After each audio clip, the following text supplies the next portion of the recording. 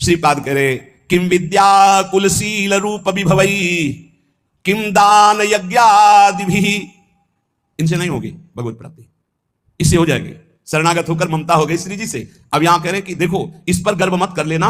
किम विद्या कुलशील रूप विभवई किम दान यज्ञादिभिः किम विख्याति सतै किमग्र तपसा किम न्यास योगादिभिः किम तत्वानुभवेन विष्णु भजन किम तस्य वात्यद्भुते यो वृंदावन ईश मोहन रसे प्यासीन सर्वस्वधि। क्या हुआ?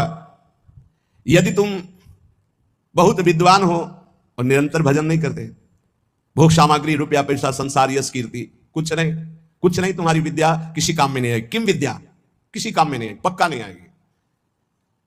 बहुत वैसे शब्दों से कहा गया है कि जैसे गधे की पीठ में ईंट लाद दो या चंदन लाद दो या वेद लाद दो, उसको बाहर ढोने से मतलब, ऐसे ही बुद्धि में केवल विद्या है, उसका प्रयोग नहीं है। कामादि शत्रु पर विजय प्राप्त नहीं की, हृदय निरंतर भगवदाकार वृत्ति में नहीं गया, तो विद्या किस काम की जो अविद्या को नष्ट ना कर दे।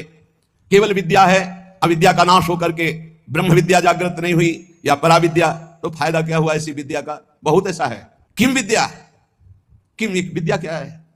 अर्थ के कारण अनर्थ उत्पन्न कर दिया चित्त में। ये देखी हुई बात कह रहे हैं, सुनी हुई बात नहीं कह रहे। क्या विद्या, किस काम की विद्या रही तुम्हारी? और भी बात, ये महापुरुषों के वचन हैं।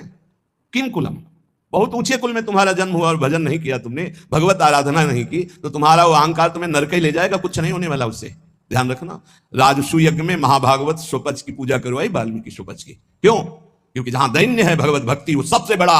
अहोबत स्वपच तो गरियान यज्ञाग्ञे वर्तते नाम तुभ्यम, वो स्वपच भी सर्वश्रेष्ठ परम पूजनीय है जिसकी जिह्वा पर भगवान का नाम है।